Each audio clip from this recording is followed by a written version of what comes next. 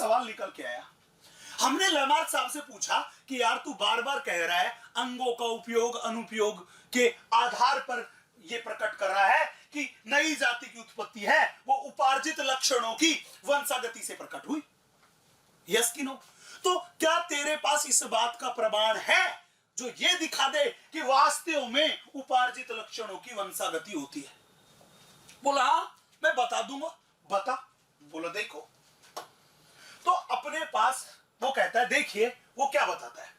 वो ये कहता है कि मैं इस बात को उदाहरण देके बता सकता हूं कि हाँ उपार्जित लक्षणों की वंशागति होती है। हमने कहा बताइए। वो बोला सबसे पहला उदाहरण है ये वाला कि जिराफ की लंबी गर्दन होती है तथा उसके अग्रपाद भी कैसे होते हैं? लंबे। ये मेरे पास उदाहरण है जो इस बात को दर्शाता है कि उपार्जित लक्षणों की वंशागति होती है। हमने कहा भाई कैसे, समझा तो सही। बोला पहले जो जिराफ जो था उस जिराफ का आकार बहुत छोटा होता था, बहुत छोटा होता था, बिल्कुल ऐसे देख रहे हो आप, ये मैंने जिराफ बनाया नीले वाला, उसका आकार बहुत छोटा होता था। हमने कहा क्यों भाई? बोलो वो इसलिए कि पहले के जमाने में बारिश बहुत ज्यादा होती थी। जब बारिश बहुत ज्यादा होती थी तो खूब सारे घास के मैदान थे और वहां पे हरी भरी घासें थी। जब हरी भरी घास उपस्थित थी तो ये जो जिराफ था, ये जिराफ जो था ये झुक के आसानी से उन घास को खा लेता था और खा के अपनी भूख मिटा लेता था, अपना पेट भर लेता था। लेकिन धीरे धीरे धीरे धीरे वातावरण में परिवर्तन हुआ। वातावरण में क्या हुआ? परिवर्तन। जब वातावरण में परिवर्तन हुआ तो धीरे धीरे बारिश होना क्या हो गई? कम। जब बारिश होना कम हो गई तो धीरे धीरे घास के मैदान जो थे वो घास के मैदान सब क्या होने लग गए? खत्म होने लग गए। जब घास ही नहीं थी तो अब जिराफ के सामने एक बहुत बड़ी मुसीबत थी। क्या मुसीबत थी? मुसीबत यह थी कि घास तो खाने के लिए है नहीं, अब उन्हें खाने के लिए निर्भर रहना पड़ता था छोटी झाड़ियों पर। किस पर निर्भर रहना पड़ता था? छोटी झाड़ियों पर, यस कि नो? जब वो छोटी झाड़ियों पर निर्भर रहने लगा तो उसे क्या करना पड़ा? छोटी झाड़ियों की पत्तियों को खाने के लिए अपने आगे वाले पैर को थोड़ा सा ऊपर उठाना पड़ा तथा अपनी गर्दन को खींच के थोड़ा सा बढ़ाना पड़ा। मतलब पत्तियां तभी खानी थी जब वो थोड़ा सा ऐसे ऐसे करने लग गया, यस कि नो? तो बोला उसने अपने आगे वाले पैर तथा ग्रीवा का, गर्दन का आकार बढ़ा लिया। किसकी वजह से? अपने आंतरिक जैविक बलों के कारण, जिससे वो झाड़ियों की पत्तियों को आसानी से खा पाया। फिर बोला धीरे धीरे फिर मौसम बदलता रहा। जब धीरे धीरे दोबारा से वातावरण बदला तो ये झाड़ियां भी धीरे धीरे क्या होने लगी? खत्म होने लगी। फिर भोजन के लिए निर्भर हो गया जीरा, वो हो गया लंबे वृक्षों पे। जब वे लंबे वृक्षों पे निर्भर हुआ तो लंबे वृक्षों की पत्तियां खाने के लिए उसे अपने आगे वाले पैर तथा जो गर्दन जो थी उस गर्दन को और ज्यादा खिंचाव करना पड़ा ताकि वो इजीली इन लंबे वृक्षों की पत्तियों तक पहुंच पाए। तो बोला कि फिर आंतरिक जैविक बलों के कारण लगातार उसके आगे वाले पैर तथा ग्रीवा का आकार बढ़ गया और ये चीज उसमें पीढ़ी दर पीढ़ी आगे जाती रही, जिसकी वजह से वर्तमान समय के जिराफ का निर्माण हो गया, जिनके आगे वाले पैर तथा ग्रीवा जो होती है वो कैसी होती है बेटा? लंबी होती है। ठीक है जी, हाँ कि ना? चलो मैं आगे नेक्स्ट। हमने कहा और कोई बात? बोल हाँ। दूसरा एक और महत्वपूर्ण उदाहरण मैं दे सकता हूं। बोला क्या? बोला दूसरा है सांपों में पैरों का विलुप्त होना। हमने कहा भाई ये क्या उदाहरण हुआ? बोला ये था कि पहले जो सांप थे उन सांपों में पैर उपस्थित थे। पहले वाले सांपों में दो जोड़ी पैर उपस्थित थे। लेकिन हुआ क्या कि सांप की लंबाई बहुत ज्यादा थी और बहुत ज्यादा लंबाई होने की वजह से सांप का अधिकांश भाग शरीर का जमीन से रगड़ते हुए चलता था। पैरों की वजह से वो ऊपर उठा हुआ नहीं रहता था। पहली दिक्कत। दूसरी दिक्कत, सांप जब बिल के अंदर प्रवेश करता या बिल से बाहर निकलता तो वो पैर उसे बिल के अंदर घुसने में तथा बिल से बाहर निकलने में बाधा उत्पन्न करने लगे। तो धीरे धीरे सांपों ने उन पैरों का उपयोग करना बंद कर दिया। उन पैरों का उपयोग करना क्या कर दिया? बंद। और बोला मैंने अभी बताया कि जिस चीज का मैं उपयोग ज्यादा करूंगा वो चीज तो और ज्यादा विकसित होती जाएगी तथा उसका आकार बढ़ता जाएगा, और जिस चीज का मैं उपयोग नहीं करूंगा वो चीज धीरे धीरे हासिल होती जाएगी और गायब हो जाएगी या फिर अवशेष के रूप में बचेगी। तो जब सांपों ने पैरों का उपयोग करना बंद कर दिया तो धीरे धीरे सांपों से पैर क्या हो गए, विलुप्त हो गए, गायब हो गए। ये मेरे पास उदाहरण है किसका, उपार्जित लक्षणों की, वंशागति का। किस चीज के आधार पर, अंगों के उपयोग तथा अनुपयोग के आधार पर। चले भैया, इस तरह से डार्विन ने अपनी थ्योरी दे दी। अब डार्विन ने तो अपनी थ्योरी दे दी, लेकिन डार्विन की ये थ्योरी दैट इज उपार्जित लक्षणों की वंशागति का सिद्धांत सुनने के बाद हमारे दिमाग में बहुत सारे सवाल आ गए कि यार ये जो लामार्क है, ये लामार्क सही बात कह गया कि गलत बात कह गया, क्योंकि लामार्क की थ्योरी पढ़ रहे हैं।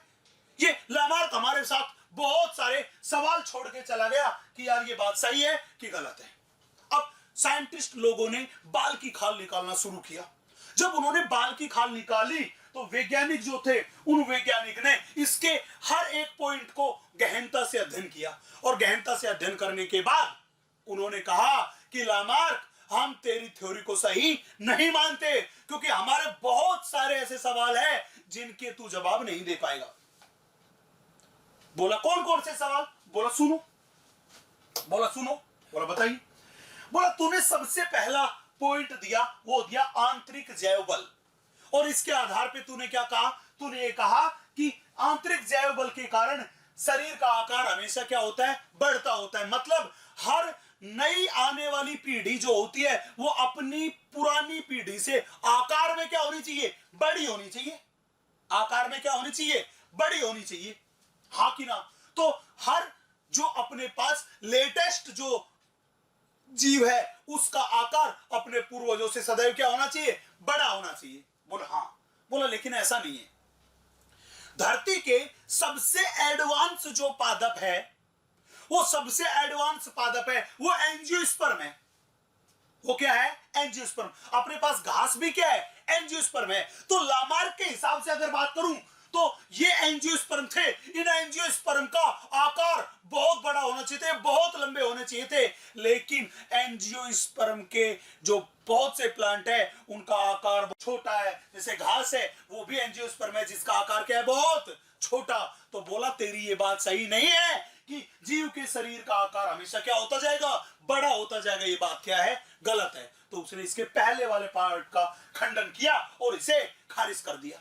दूसरा बात, बोला दूसरा तूने क्या बताया? बोला तूने दूसरा बताया कि वातावरण है वो किसी भी जीव को प्रभावित करता है। तेरी एकदम सही बात है, ये बात सही है एकदम, कोई भी इसमें गड़बड़ नहीं है। पक्का वातावरण जीव को प्रभावित करता ही है। अब जब वातावरण प्रभावित करेगा तो जीव की नई आवश्यकताएं उत्पन्न होगी। बोले ये भी सही बात है। बदले हुए वातावरण में रहना है तो उस बदले हुए वातावरण में रहने के लिए आपके पास अच्छे अनुकूलन तो होने चाहिए, तभी तो आप उस वातावरण में जीवित रह पाओगे, नहीं तो मर जाओगे। बोला बात सही है, लेकिन तू एक गड़बड़ यहां पे भी कर गया। क्या गड़बड़ कर गया? तूने कहा कि नई आवश्यकताएं और नई इच्छाएं डेवलप होगी, और तूने वर्ड दे दिया डॉक्ट्राइन ऑफ डिजायर। मतलब जिस भी चीज की कोई जीव दृढ़ इच्छा करेगा, सोच लेगा कि ये चीज मेरे पास होनी चाहिए, उसके शरीर में वो संरचना अपने आप उत्पन्न हो जाएगी। ये बात तूने अपने दूसरे वाले पॉइंट में कही कि नहीं कही? लैमार्क बोला बिल्कुल कही। बोला यही तेरी सबसे बड़ी गलती है। बोला क्यों? बोला यार एक सीधी सी बात है, हम मनुष्य है, हम मनुष्य हमेशा से ये चाहते हैं कि हम भी पक्षियों की तरह आसमान में उड़े।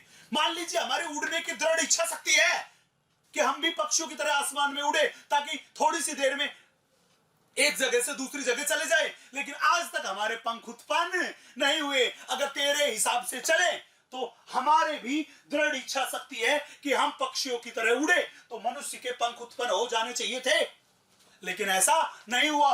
मतलब तेरी दूसरी बड़ी ये जो बात है, ये बात भी मैं गलत मान रहा हूं। चलो भैया तीसरी बात, बोला तूने कहा अंगों का उपयोग तथा अनुपयोग। तूने ये कहा कि अंगों का अगर ज्यादा उपयोग करोगे तो वो ज्यादा विकसित होते चले जाएंगे, कम उपयोग करोगे तो वो धीरे धीरे हासिल होते चले जाएंगे। ये आपकी बात बहुत सारी जगह सही है, बहुत सारी जगह सही है, लेकिन ये भी हमेशा सही नहीं है।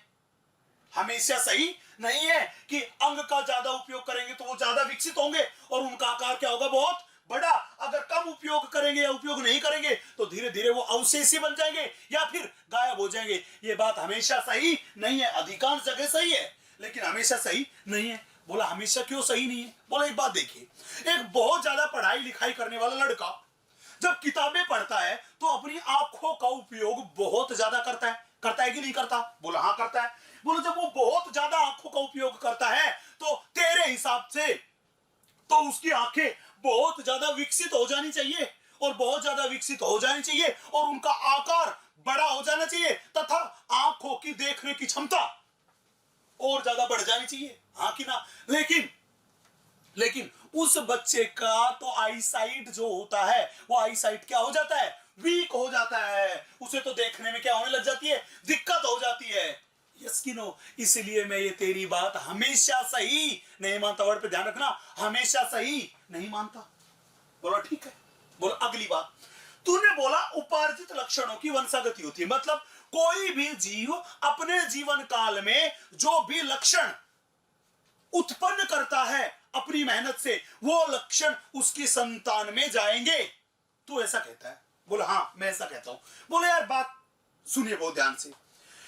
अपना जो इंडिया है, भारत है, इस भारत में एक परंपरा सदियों से चली आ रही है। क्या कि यहाँ पे महिलाएं जो होती है वो अपने नाक को भी छिदवाने का काम करती है और कान को भी छिदवाने का काम करती है। बोल बिल्कुल, नाक और कान का छेदन होता है भारत में। बोला हाँ, सब ये सदियों से चली आ रही है। मतलब हमारी दादी जी ने भी किया, मम्मी ने भी किया, सबने किया, हाँ, और ये आगे भी चला जा रहा है, बिल्कुल चला जा रहा है। तो बोले एक बात बताओ, जब ये सदियों से चली आ रही है तो आज तक भारत में एक भी ऐसी लड़की पैदा नहीं हुई जो जन्म से ही जिसके नाक तथा कान छिदे हुए हो। हर बार उसको छिदवा नहीं पड़ते, हाँ कि ना? बोलो तेरे हिसाब से तो अगर हमारे सदियों से नाक और कान को महिलाएं छिदवा रही है तो अब लड़कियां जो है वो ऐसी पैदा होनी चाहिए जिनके जन्म से ही नाक और कान छिदे हुए हो, लेकिन ऐसा नहीं है। मतलब तेरी ये बात भी एकदम गलत है, एकदम गलत है, हाँ कि ना? भाई साहब इतनी सी बात सुन के और लामार का दिमाग खराब हो गया, गुस्सा करने लग गया, लड़ने पे उतारू हो गया। तूने ऐसे कैसे कह दिया? तुम्हारे पास क्या इस चीज को प्रायोगिक रूप से तुम प्रमाणित कर सकते हो कि ये सारी बात गलत है? और अगर मैं तुम्हारी बात मान भी लूं तो मुझे ये तो बताओ कि ये जो मेरे पास उपार्जित लक्षण थे, इन उपार्जित लक्षणों की वंशागति क्यों नहीं हुई? इसका भी तो जवाब दो।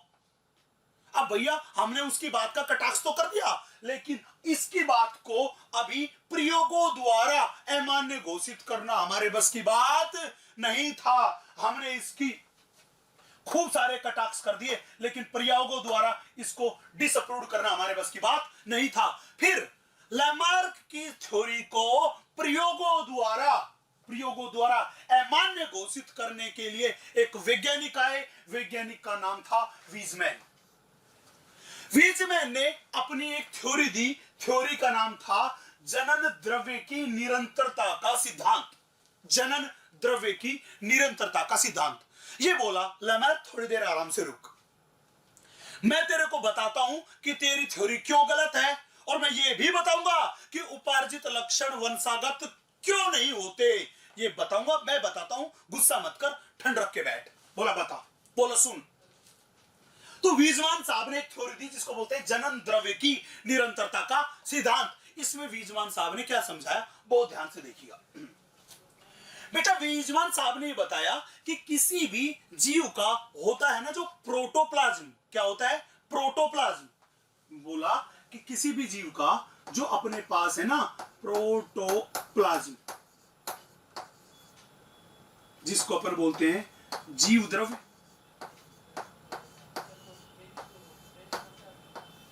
बोला ठीक है, किसी भी जीव का ये होता है प्रोटोप्लाज्म, जिसको बोलते हैं हम जीव द्रव्य। बोला इस प्रोटोप्लाज्म जीव द्रव्य के दो भाग हैं। कितने भाग है? दो भाग है। कौन से? बोला एक तो होता है कायिक द्रव्य,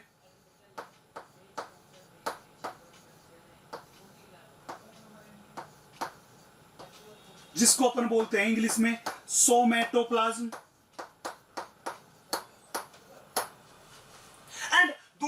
जो होता है उसको बोलते हैं जननिक द्रव्य।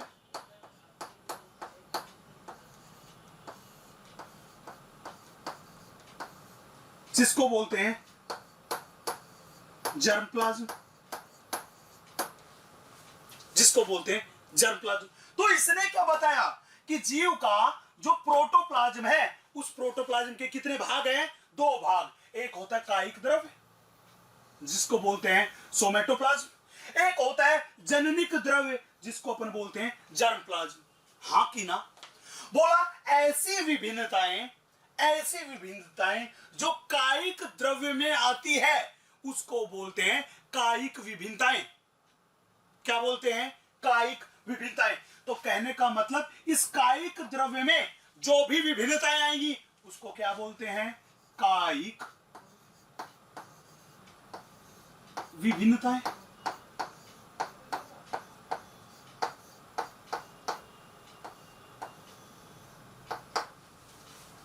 और बोला इस जननिक द्रव्य में अगर कोई भी विभिन्नताएं आएगी तो उसे बोलेंगे जननिक विभिन्नताएं। लीजिए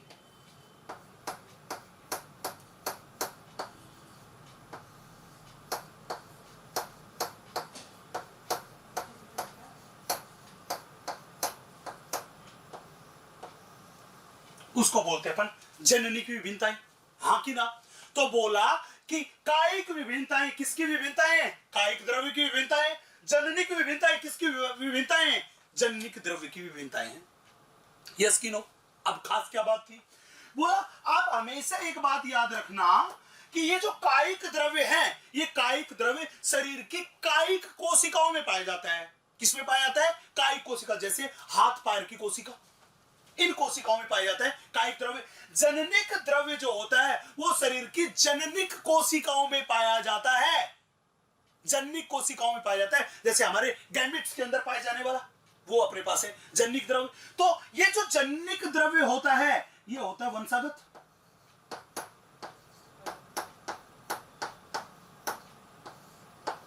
कैसा होता है? वंशागत। मतलब कि इस जननिक द्रव्य की वंशागति होती है लेकिन कायिक द्रव्य जो होता है इसकी वंशागति नहीं होती। मतलब इसकी वंशागति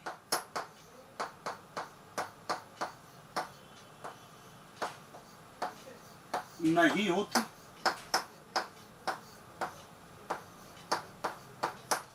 इसकी वंशागति नहीं होती है।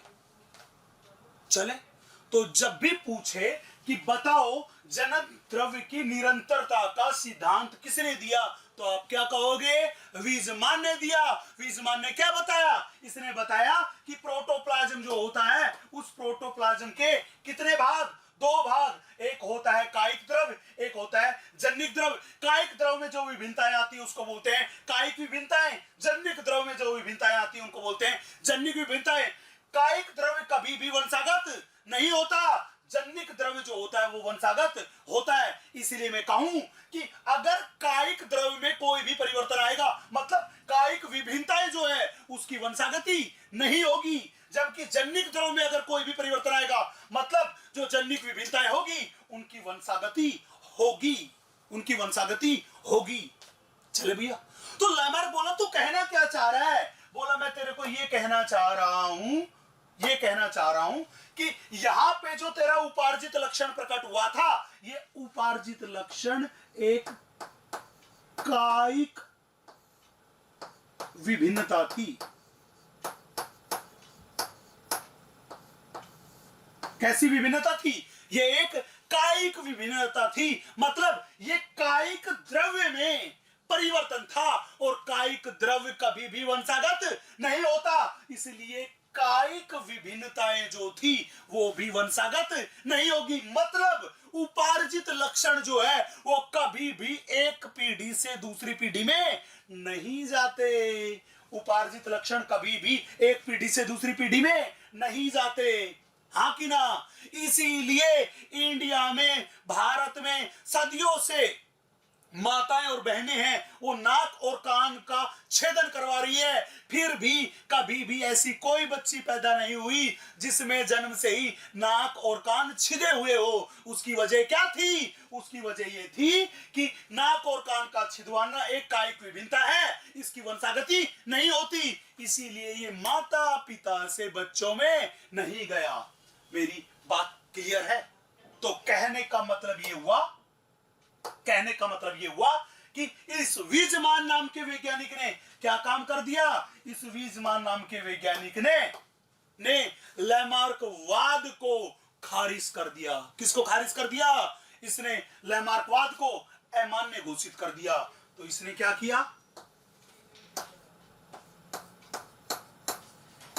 लैमार्क वाद को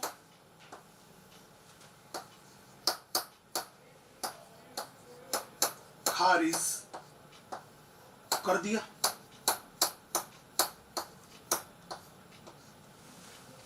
चले भैया, किसने? वीजमान नाम के वैज्ञानिक ने बोला कि लैमार्क क्या कर रहा है? पूरी की पूरी बकवास कर रहा है। चले, अब लैमार्क वाद को खारिज करने के बाद कुछ दूसरे वैज्ञानिक आए, उन्होंने भी अपने अपने प्रयोग किए और उन प्रयोगों के बेसिस पे उन्होंने ये बताने की कोशिश की कि धरती पे नई जाति की उत्पत्ति कैसे हुई होगी। और इस बात को समझाने के लिए जो अगला वैज्ञानिक आया वो था अपने पास चार्ल्स डार्विन। आपने सभी ने उनका नाम सुना होगा। क्या नाम है? Charles Darwin. चलिए देखते हैं। अगला जो वैज्ञानिक आया उसका नाम था चार्ल्स डार्विन। और डार्विन की जो थ्योरी है, उस डार्विन की थ्योरी को बोलते हैं बेटा अपन डार्विनवाद। क्या बोलते हैं? डार्विनवाद। या उसी का दूसरा नाम है प्राकृतिक वर्ण का सिद्धांत, या उसी का दूसरा नाम है प्राकृतिक वर्ण का सिद्धांत। तो जब भी पूछे बताओ डार्विनवाद या प्राकृतिक वर्ण का सिद्धांत किसने दिया, तो आप कहोगे डार्विनवाद तथा प्राकृतिक वर्ण का सिद्धांत किसने दिया? डार्विन नाम के वैज्ञानिक ने दिया। ये वही डार्विन है जिसने स्पेशल क्रिएशन थ्योरी जो थी उसको गलत प्रूव किया था। विशिष्ट सृष्टिवाद के सिद्धांत को गलत प्रूव किया था। ये डार्विन जो था, ये डार्विन अपने एक जहाज से पूरी दुनिया की समुद्री यात्रा पे निकला था और उस जहाज का नाम है बच्चा HMS बीगल। तो डार्विन ने कौन से जहाज से यात्रा की? बहुत फेमस सवाल है, एग्जाम में पूछा जाता है बार बार कि बताओ डार्विन के जहाज का क्या नाम है? डार्विन ने किस जहाज से यात्रा की? तो उसका नाम है HMS बीगल जहाज। चलो भैया आगे नेक्स्ट।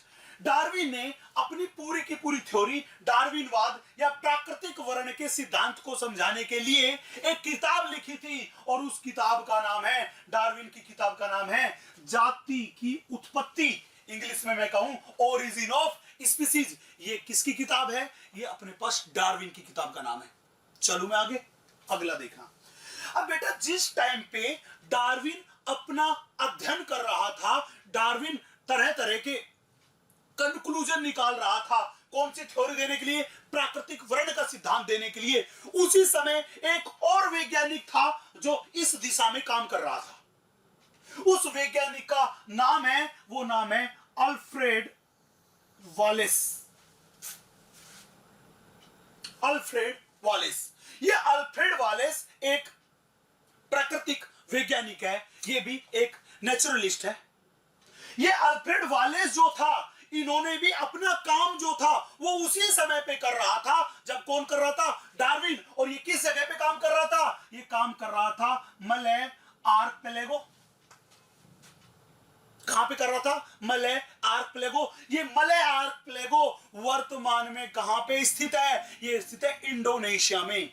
कहां स्थित है ये? ये अपने पास स्थित है बेटा इंडोनेशिया में। मले आर्कपेलागो जो है ये कहां पे स्थित है? ये मले आर्कपेलागो स्थित है इंडोनेशिया में। तो इंडोनेशिया में मले आर्कपेलागो वाली जगह पे ये जो मेरे पास अल्फ्रेड वालेस नाम के साइंटिस्ट है, जो कि एक प्राकृतिक वैज्ञानिक है, प्रकृति वैज्ञानी है, इन्होंने अपना अध्ययन किया।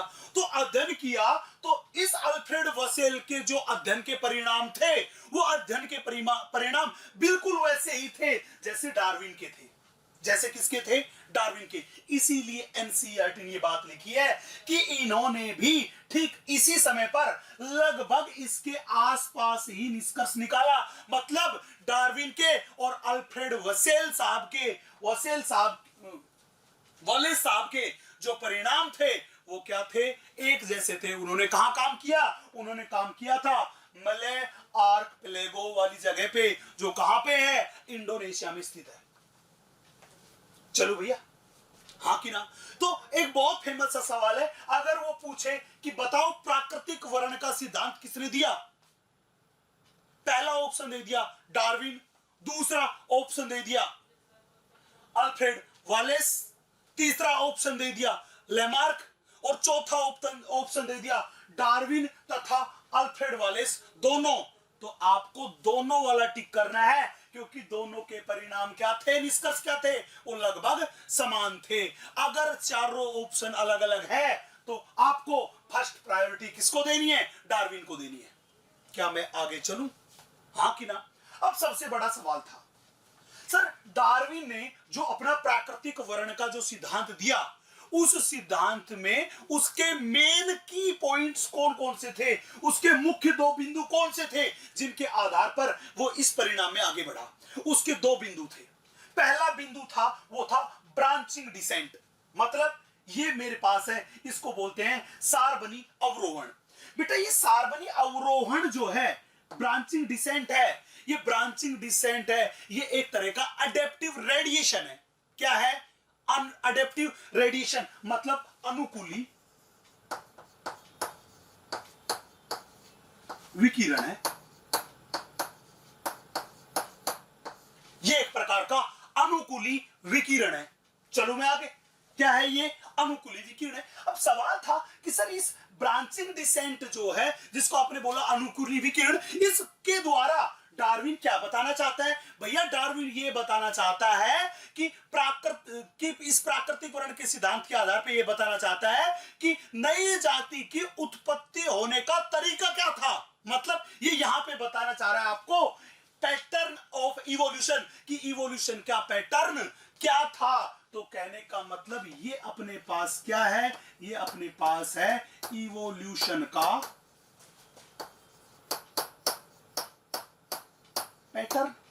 ये अपने पास क्या है, ये अपने पास है इवोल्यूशन का पैटर्न। चलो भैया आगे, दूसरा, उसका दूसरा मुख्य बिंदु था, उस मुख्य बिंदु को बोलते हैं नेचुरल सिलेक्शन, जिसको हिंदी में बोलते हैं प्राकृतिक वर्ण। अब सवाल था, सर इस प्राकृतिक वर्ण में क्या हुआ। बच्चे डार्विन ये कहता है कि जो प्राकृतिक वर्ण था, ये ही नई जाति की उत्पत्ति के लिए जिम्मेदार था। मतलब यही वो एक इवोल्यूशनरी फोर्स था, एक इवोल्यूशनरी बल था, जिसके वजह से कार्बनिक उद्विकास हुआ, नई जाति की उत्पत्ति हुई। हाँ कि ना। तो मैंने बोला ये क्या था, ये क्या था, ये एक इवोल्यूशनरी फोर्स था। किस चीज के लिए, कार्बनिक विकास के लिए। तो मैंने बोला ये क्या था, ये अपने पास इवोल्यूशनरी बल था, किसके लिए, कार्बनिक विकास के लिए। तो मैंने बोला ये अपने पास है कार्बनिक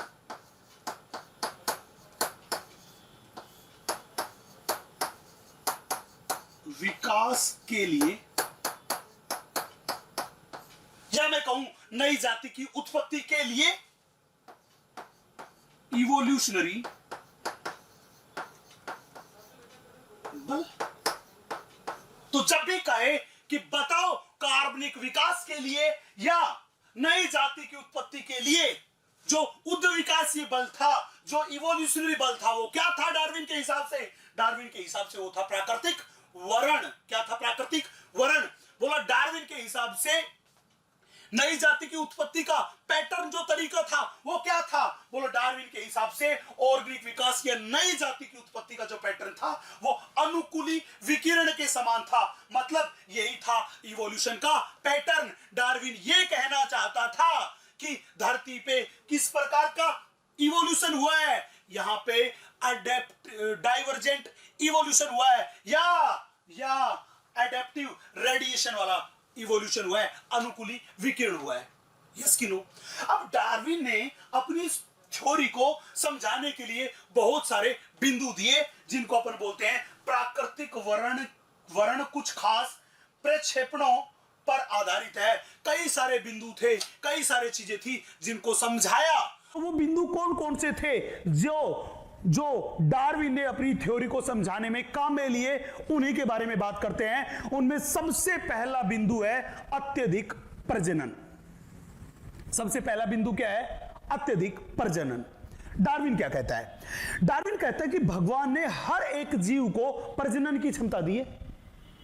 नॉर्मली हर जीव है वो प्रजनन करता है, हाँ कि ना?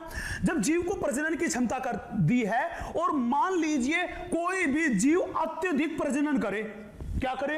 अत्यधिक प्रजनन करे, मतलब हर एक जीव अपनी जितनी मैक्सिमम क्षमता से प्रजनन करता था उतनी क्षमता से प्रजनन करेगा। तो बताओ जनसंख्या पे क्या फर्क पड़ेगा? जब कोई भी जीव अत्यधिक प्रजनन करेगा तो जनसंख्या मतलब पॉपुलेशन जो है वो पॉपुलेशन बहुत ज्यादा क्या होगी? इंक्रीज। मैं सीधा बोलूं कि जनसंख्या का विस्फोट हो जाएगा, जनसंख्या बहुत तेजी से बढ़ेगी। और मैंने यही तो बात लिख रखी है यहां पे कि जीव की संख्या में जनसंख्या का विस्फोट होगा, और ये जो जनसंख्या बढ़ेगी ये बढ़ेगी बेटा चर घातांकी रूप से। किस रूप से बढ़नी चाहिए? चर घातांकी रूप से, हाँ कि ना? तो डार्विन ने क्या कहा? डार्विन ने कहा कि अगर मैं एक आइडियल बात करूं, अगर मैं आदर्श रूप से बात करूं, तो भगवान ने हर जीव को प्रजनन करने की क्षमता दी है, और कोई जीव अगर स्वतंत्र रूप से अपना अधिकतम प्रजनन करेगा तो उस अधिकतम प्रजनन की वजह से जनसंख्या बहुत ज्यादा बढ़ेगी, बहुत तेजी से बढ़ेगी, जनसंख्या का विस्फोट होगा। चले, लेकिन डार्विन ने जब यह बात समझाई तो उसने एक और चीज ऑब्जर्व की। क्या चीज ऑब्जर्व की? डार्विन ने देखा कि अगर हर जीव अपना अधिकतम प्रजनन करेगा तो जनसंख्या बहुत तेजी से बढ़ेगी। लेकिन डार्विन क्या देखता है? डार्विन ये देखता है कि इनिशियली तो जनसंख्या बढ़ी, लेकिन कुछ टाइम के बाद अगर हम देखें तो वो जनसंख्या बिल्कुल वैसी ही नजर आती है जैसी पहले थी। इसका मतलब क्या हुआ? इसका मतलब तो यह हुआ कि जनसंख्या में वृद्धि तो हुई थी शुरू में, लेकिन बाद में कुछ ना कुछ बाधाएं आई, कुछ ना कुछ समस्याएं हुई, जिससे बहुत सारे जीवों की क्या हो गई? मृत्यु। और जनसंख्या जो थी वो जनसंख्या अपनी पहले वाली जनसंख्या के लगभग क्या हो गई? बराबर। इसीलिए डार्विन क्या कहता है कि अगर मैं मौसमी उतार चढ़ाव को छोड़ दूं, अगर किसी सीजन में जनसंख्या ज्यादा होगी, किसी में कम होगी, अगर इसको छोड़ दूं और मैं जनरल बात करूं, तो जनरली अगर बात करके चलें तो वास्तविकता में पॉपुलेशन का आकार जो होता है वो क्या होता है बेटा? सीमित। मतलब जीवों ने अधिकतम प्रजनन किया, उसके बाद भी धरती पे किसी हैबिटेट में, किसी आवास में जीवों की संख्या जो होती है वो लगभग फिक्स होती है, उतनी ही होती है जितनी पहले थी। बोला ये रियलिटी है। ये क्या है? रियलिटी। मतलब पहली वाली बात उसने क्या किया थी? आइडियल बात की थी। फिर उसने क्या बोला कि वास्तविकता में जीवों की जनसंख्या जो होती है वो क्या होती है? सीमित। अब हमने यही बात पूछ ली कि यार डार्विन साहब एक बात बताओ, आपने ये बात क्यों कही कि जीवों की जनसंख्या है वो सीमित रहेगी? बोला यार उसकी बहुत बड़ी वजह है।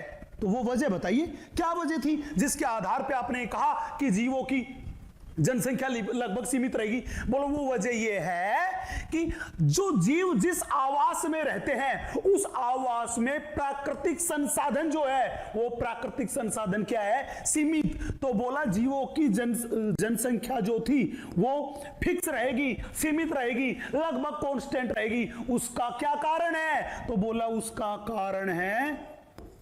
कारण क्या है कि हमारे पास उस आवास में प्राकृतिक संसाधन जो है वो प्राकृतिक संसाधन क्या है? सीमित। प्राकृतिक संसाधन जो है वो प्राकृतिक संसाधन क्या है भैया? वो अपने पास है भैया सीमित। प्राकृतिक संसाधन जो है वो है बोला सीमित। बोला कैसे? बोला किसी जगह पे जीवों की एक जनसंख्या रहती है तो उस जगह पे रहने के लिए जो स्थान है वो सीमित है, खाने के लिए भोजन जो है वो सीमित है। तो मैंने बोला सीमित कौन कौन सी चीज है? उनमें सबसे मुख्य हो गया रहने के लिए आवास, खाने के लिए भोजन, ये दोनों की दोनों चीजें हैं, ये मुख्यतः क्या है, सीमित। जब ये चीजें अपने पास, यहां जियो ने रिप्रोडक्शन करके तो पॉपुलेशन कर ली 1000 मान लीजिए, लेकिन उस जगह पे, उस आवास में रहने के लिए स्थान केवल 100 लोगों का है, रहने खाने के लिए भोजन केवल 100 लोगों का है, तो वो क्या कहता है कि उस आवास में जीवित तो कितने रह सकते हैं, 100 ही रह सकते हैं, बाकी के जीवों की क्या हो जानी है, मृत्यु हो जानी है। तो हमने पूछा कि जब आप ये कह रहे हो कि जनसंख्या का आकार लगभग सीमित रहेगा, क्यों? क्योंकि प्राकृतिक संसाधन वहां पे अपने पास सीमित है, रहने के लिए जगह, खाने के लिए भोजन, ये सारी की सारी चीजें क्या है, सीमित है। तो वो जीव जो थे वो आवश्यकता से ज्यादा, मतलब ये हुआ कि अगर 100 के लिए जगह है तो 100 से ज्यादा जितने होंगे वो मर जाएंगे। केवल कितने जीवित रहेंगे, 100 ही जीवित रहेंगे। तो बोला कि 100 कौन से जीवित रहेंगे, कौन से वाले 100 जीवित रहेंगे? बोला अब उसके बारे में बताता हूं आपको। इस बात को समझाने के लिए उसने अपना दूसरा पॉइंट दिया, वो दिया उत्तरजीविता के लिए संघर्ष। क्या बोला? उत्तरजीविता के लिए संघर्ष। बोला कि मान लीजिए अत्यधिक प्रजनन करके इन्होंने अपनी जनसंख्या 1000 कर ली, लेकिन रहेगी कितनी लास्ट में, 100 की जगह है तो 100 ही जीवित रहेंगे। तो बोला कि कौन से 100 जीवित रहेंगे? बोला उन 1000 जीवों के बीच अपने जीवन के लिए संघर्ष होगा। संघर्ष क्यों होगा? संघर्ष होगा इन प्राकृतिक संसाधनों के उपयोग के लिए, क्योंकि ये प्राकृतिक संसाधन क्या है, ये क्या है अपने पास, सीमित। इसीलिए लिखा है कि प्राकृतिक संसाधन सीमित है, इसलिए संसाधनों के लिए जीवों के बीच क्या होगा बेटा, संघर्ष होगा। वो एक दूसरे से लड़ाई करेंगे, कंपटीशन करेंगे। क्यों? क्योंकि हर एक जीव जीना चाहेगा, इसलिए वो आपस में क्या करेंगे, संघर्ष। और जो जीव संघर्ष में पास हो जाएगा वो तो उस वातावरण में जीवित रहेगा, और जो उस संघर्ष में पास नहीं हुआ उसकी क्या हो जाएगी, मृत्यु। इसी वजह से वास्तविकता में पॉपुलेशन का साइज जो होता है वो लगभग फिक्स होता है, लगभग सीमित होता है। चले भैया, अब सवाल था कि आपने ये तो कहा कि जीवों के बीच संघर्ष होगा। अब हमें बताइए कि जीवों को जो संघर्ष करना पड़ेगा वो किस किस से करना पड़ेगा, ये संघर्ष कितने प्रकार का होता है? तो बेटा जीवों के बीच जो संघर्ष होता है वो होता है 3 प्रकार का। कितने प्रकार का? 3 प्रकार का। सबसे पहला है अंतरजातीय संघर्ष। अंतरजातीय संघर्ष, अंतरजातीय जो संघर्ष होता है वो एक ही जाति के जीवों के बीच होता है। अंतरजातीय संघर्ष किसके बीच होता है? एक ही जाति के जीवों के बीच जो संघर्ष होता है उसको बोलते हैं अंतरजातीय संघर्ष या अंतःजातीय संघर्ष। अब एक ही जाति के जीव है, उनको खाने के लिए फूड मटेरियल एक जैसा चाहिए, रहने के लिए जगह एक जैसी चाहिए। मतलब अगर एक ही जाति के जीवों के बीच संघर्ष होगा तो वो समान प्रकार की चीजों के लिए संघर्ष करेंगे। इसीलिए अंतरजातीय संघर्ष जो होता है इसको सबसे खतरनाक माना जाता है। इसको सबसे क्या माना जाता है? खतरनाक। क्यों? क्योंकि जीवों के बीच संघर्ष, जो लड़ाई होती है वो एक ही प्रकार के संसाधनों के लिए होती है। इसलिए मैंने लिखा कि ये अपने पास है सबसे खतरनाक या सबसे घातक। तो जब भी बोले कि बताओ सबसे खतरनाक, सबसे घातक संघर्ष कौन सा, तो आप कहोगे अंतरजातीय संघर्ष। क्यों? क्योंकि ये एक ही जाति के जीवों के बीच होता है। चलो भैया हम आगे। दूसरा है मेरे पास, वो है अंतरजातीय। बेटा अंतरा का मतलब तो होता है एक ही जाति के जीवों का समूह, उसी के बारे में बात की अंतरजातीय का। अंतरजातीय ये क्या करे, अलग अलग जाति के जीवों के बीच संघर्ष होता है। जब अलग अलग जाति के जीवों के बीच संघर्ष होता है तो वो अलग अलग टाइप की चीजों के लिए एक दूसरे से संघर्ष करते हैं। मतलब यहां पे बहुत सारी अलग अलग चीजों के लिए संघर्ष होता है। जब बहुत सारी अलग अलग चीजों के लिए संघर्ष होता है तो परिवर्तन जो था वो परिवर्तन एक बड़े स्तर पे होने के चांस हो गए, हाँ कि ना? जब परिवर्तन एक बड़े स्तर पे होने के चांसेस हो गए तो मैंने ये कहा कि जितने बड़े स्तर पे परिवर्तन होंगे उतना ही इवोल्यूशन होने का चांस भी क्या होगा, ज्यादा। उतना ही इवोल्यूशन होने का चांस भी क्या होगा, ज्यादा। तो जब भी आपसे कहे कि डार्विन के हिसाब से नई जाति की उत्पत्ति का या कार्बनिक विकास की सबसे बड़ी वजह क्या थी? सबसे बड़ी वजह थी वो थी अंतर जातीय संघर्ष। हां कि ना? हां कि ना? तो मैं ये कह दूं कि ये अंतर जातीय संघर्ष जो होता है ये कार्बनिक विकास के लिए सबसे पोटेंट बल है। तो मैंने कह दिया कि ये अपने पास है most potent evolutionary force, most potent evolutionary force. तो जब भी कहे कि बताओ ऑर्गेनिक इवोल्यूशन के लिए, कार्बनिक उद्विकास के लिए जिम्मेदार कौन सा संघर्ष है, तो आप कहोगे उसके लिए सबसे महत्वपूर्ण संघर्ष, उसके लिए जो मेन उत्तरदायी संघर्ष है वो है अंतर जातीय संघर्ष, जो कि विभिन्न जातियों के जीवों के बीच होता है, जो अलग अलग तरह की चीजों के लिए एक दूसरे से संघर्ष करते हैं। तो मतलब परिवर्तन होने के चांसेस क्या है? बहुत ज्यादा। इसीलिए नई जाति की उत्पत्ति के चांसेस भी क्या हो गए? बहुत ज्यादा। चलो भैया हम आगे नेक्स्ट। अंतिम मेरे पास है वो मेरे पास है बेटा वातावरणीय संघर्ष। डार्विन साहब कहते हैं कि वातावरण जो है वो भी जीव को प्रभावित करता है। बोलो कैसे प्रभावित? क्या बोला? कभी बहुत ज्यादा गर्मी होगी, हाई टेम्परेचर हो गया, कभी बहुत ज्यादा सर्दी हो गई, कभी तूफान आ गया, कभी बाढ़ आ गई, कभी भूकंप आ गया। ये सारी की सारी क्या थी? ये सारी की सारी इनमें कुछ प्राकृतिक आपदाएं, कुछ मौसमी परिवर्तन था, जिसकी वजह से जीव पर प्रतिकूल प्रभाव पड़ा। जब जीव पर प्रतिकूल प्रभाव पड़ा तो वो ही जीव इस वातावरण में जीवित रह पाएगा, जिसमें इस वातावरण में जीवित रहने के लिए अच्छे अनुकूलन है। जिस जीव के पास अनुकूलन नहीं वो जीव जीवित नहीं रह पाएगा। तो इसीलिए उसने बोला कि तीसरा संघर्ष जो होता है वो है वातावरणीय संघर्ष, जो कि वातावरण तथा जीव के बीच में होता है। चलूं तो संघर्ष कितने टाइप का बताया डार्विन ने? 3 प्रकार का। एक ही जाति के जीवों के बीच, दूसरा विभिन्न जातियों के जीवों के बीच, और तीसरा जीव तथा वातावरण के बीच। ये 3 प्रकार का संघर्ष है। जिसने इस संघर्ष को पास कर लिया वो जीव तो जीवित रहेगा, बाकी की सबकी क्या हो जाएगी? मृत्यु। इसीलिए इस संघर्ष की वजह से ही उसने कहा कि वास्तविकता में जनसंख्या का आकार क्या होता है? लगभग सीमित होता है। चलो भैया मैं आगे, हां कि ना? आगे देखिए उसका डार्विन साहब का थ्योरी का जो तीसरा और महत्वपूर्ण पॉइंट है वो है विभिन्नताएं तथा वंशागति। विभिन्नताएं और वंशागति। देखिए बेटा एनसीईआरटी ने क्लियर लाइन लिख रखी है। क्या लिख रखी है? कि ये विभिन्नताएं जो होती है, ये विभिन्नताएं किसी भी जीव में पहले से ही बिल्ट इन होती है।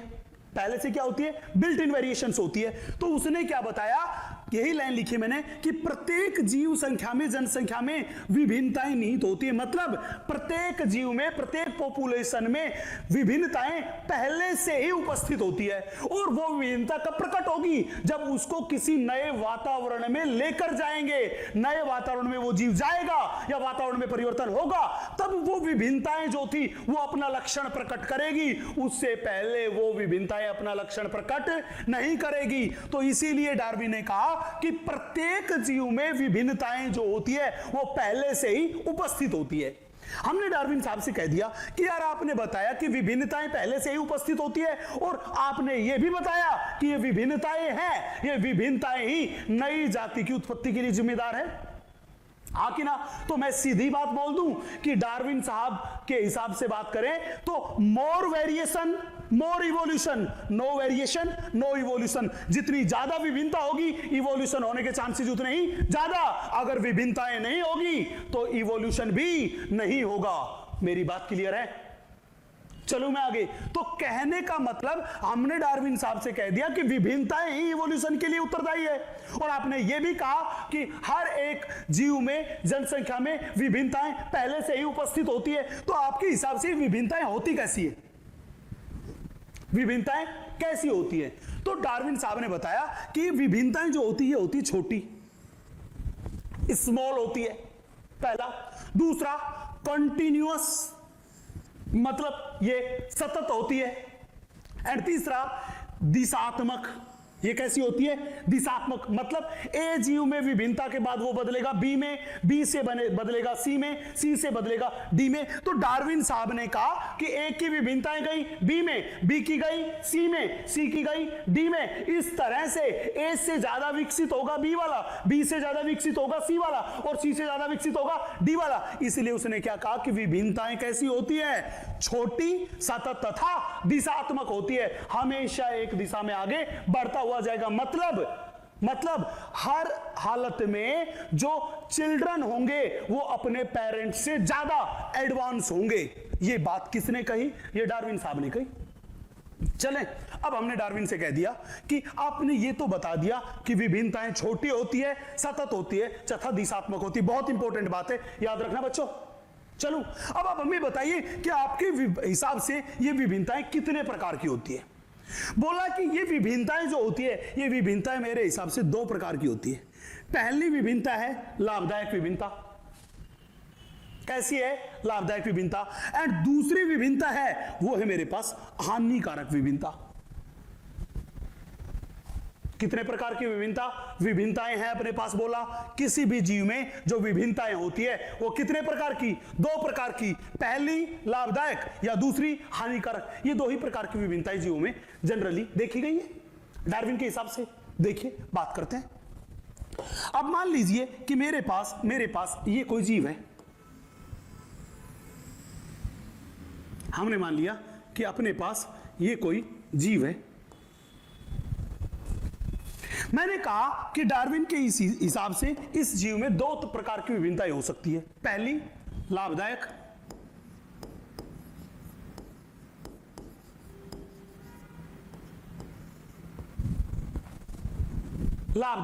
या अनुकूली विभिन्नता।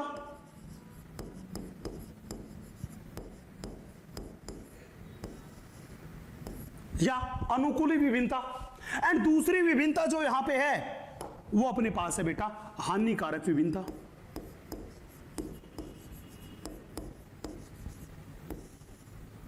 दूसरी विभिन्नता जो अपने पास है वो है हानिकारक विभिन्नता।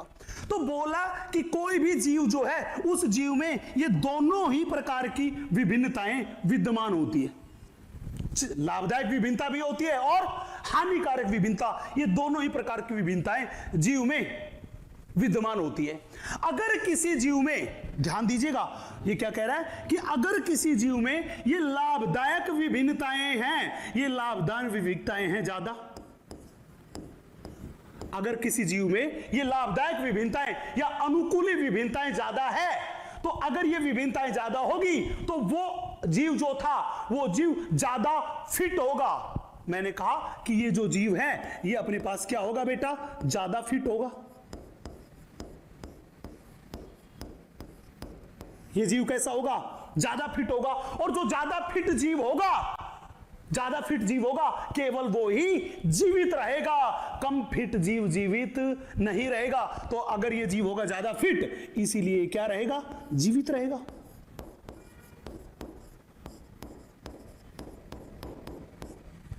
जीवित रहेगा। लेकिन अगर कोई जीव है और उस जीव के शरीर में हानिकारक विभिन्नताएं ज्यादा है, मैंने बोला मान लीजिए ये हानिकारक विभिन्नताएं जीव के शरीर में ज्यादा है। अगर किसी जीव के शरीर में हानिकारक विभिन्नताएं ज्यादा है और लाभदायक विभिन्नताएं कम है, तो उसका मतलब ये हुआ कि ये जो जीव है जिसमें हानिकारक विभिन्नता, ये क्या हुआ? ये अपने पास उस वातावरण में रहने के लिए कम फिट है। ये उस वातावरण में रहने के लिए कम फिट है, कम उपयुक्त है। जब वातावरण में रहने के लिए ही कम फिट है तो उस वातावरण में इसके जीवित रहने के चांस भी क्या होंगे? बहुत कम। तो मैंने बोला कि ये अपने पास है, ये क्या होगा? ये हो जाएगा उस वातावरण से गायब। मतलब इसकी क्या हो जाएगी? मृत्यु हो जाएगी, मर जाएगा। हां कि ना? तो डार्विन के हिसाब से बात करें तो डार्विन ने क्या बताया कि विभिन्नताएं कितने प्रकार की? बोला दो प्रकार की। एक को बोला लाभदायक विभिन्नता या अनुकूली विभिन्नता, दूसरी को बोल दिया हानिकारक विभिन्नता। तो बोला किसी भी जीव में दोनों ही प्रकार की विभिन्नताएं हो सकती है। लाभदायक विभिन्नताएं भी हो सकती है तथा हानिकारक विभिन्नताएं भी हो सकती है। चलें, लेकिन अगर किसी जीव में लाभदायक विभिन्नताएं ज्यादा होगी तो वो उस वातावरण में रहने के लिए ज्यादा फिट होगा। जब ज्यादा फिट होगा तो उसके जीवित रहने के चांस ज्यादा, इसलिए मैंने कहा वो क्या रहेगा, जीवित। जबकि अगर किसी जीव में हानिकारक विभिन्नताएं ज्यादा है तो वो उस वातावरण में रहने के लिए कम फिट होगा। जब वो फिट ही कम होगा तो उसके जीने के चांस भी बहुत कम, मतलब उसकी क्या हो जाएगी, मृत्यु। उसकी क्या हो जाएगी, मृत्यु। ये बात किसने बता दी, डार्विन साहब ने। डार्विन साहब ने इतनी सी बात बताई और उसके बाद अगला जो पॉइंट दिया वो एक बहुत भयंकर पॉइंट था। वो क्या था, एक बहुत भयंकर पॉइंट। अब डार्विन साहब क्या कहते हैं कि अगर ये जीव जिसके पास लाभदायक तथा हानिकारक दोनों ही प्रकार की विभिन्नताएं हैं, और मान लीजिए इसमें ज्यादा कौन सी विभिन्नता है, लाभदायक विभिन्नता है, बोला ये जीव है, अगर इस जीव की मृत्यु होती है तो इस जीव की मृत्यु होगी तो क्या कह रहा है कि इस जीव की मृत्यु होगी तो हानिकारक विभिन्नताएं इस जीव के साथ ही खत्म हो जाएगी। हानिकारक विभिन्नताएं क्या हो जाएगी, इस जीव के साथ ही खत्म हो जाएगी। और ये लाभदायक विभिन्नताएं जो थी, ये लाभदायक विभिन्नताएं इस जीव से इसके बच्चों में आगे चली गई है। कहां चली गई है, इस बच्चों में, इसके बच्चों में आगे चली गई है। हाँ कि ना। तो मतलब कोई भी जीव जब रिप्रोडक्शन करता है तो हानिकारक विभिन्नताएं कभी भी उस जीव से उसके बच्चों में नहीं जाती। मतलब हानिकारक विभिन्नताओं की वंशागति नहीं होती। केवल कौन सी विभिन्नताओं की होती है, केवल लाभदायक विभिन्नताओं की वंशागति होती है। हानिकारक विभिन्नताएं तो उस जीव की मृत्यु के साथ वहीं पे क्या हो जाती है, खत्म। ये बात किसने बताई, ये बात बताई हमें डार्विन साहब ने।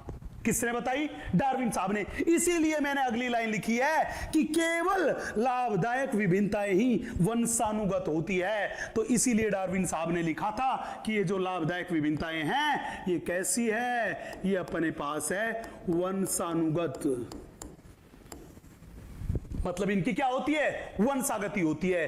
बोला इसीलिए जब केवल लाभदायक विभिन्नताओं की वंशागति होती है, इसीलिए जो संतति है, जो बच्चे हैं, वो अपने माता पिता की तुलना में ज्यादा एडवांस होते हैं, ज्यादा एडवांस होते हैं। और इसी वजह से हमने कहा कि विभिन्नताएं कैसी होती है, दिशात्मक।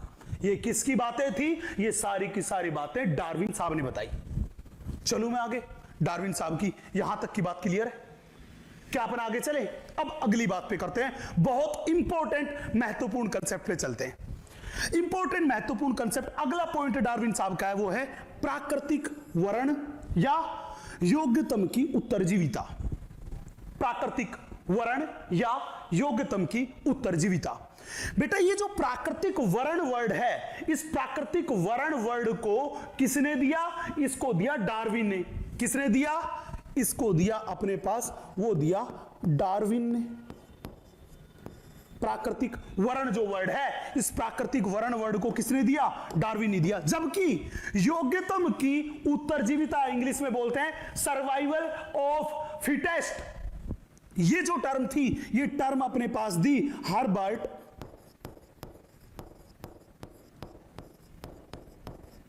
स्पेंसर नाम के साइंटिस्ट ने।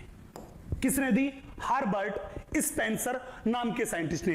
तो ध्यान रखना, बहुत इंपॉर्टेंट बात है, जब भी बोले कि योग्यतम की उत्तरजीविता, ये शब्द किसने दिया, तो ध्यान रखना योग्यतम की उत्तरजीविता दिया हर्बर्ट स्पेंसर ने। जब भी बोले प्राकृतिक वर्ण किसने दिया, तो प्राकृतिक वर्ण दिया डार्विन ने।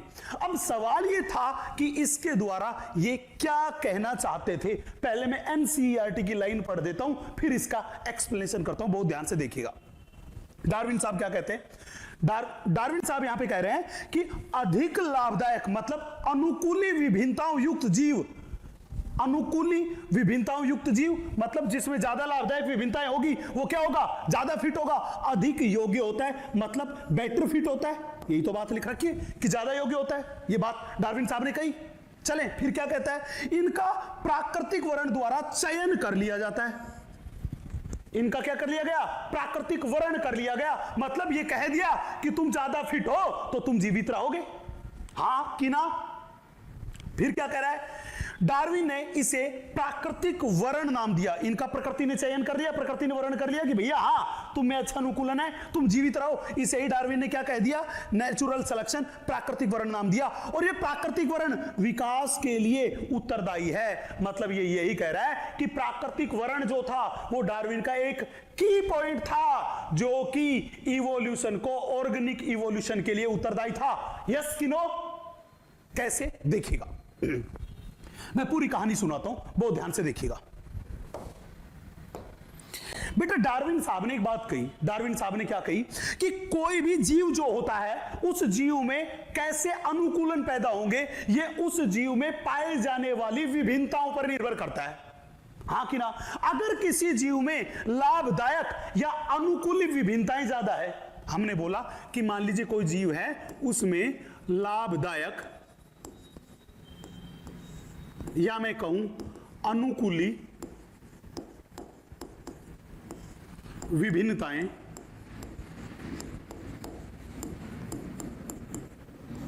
वो ज्यादा है।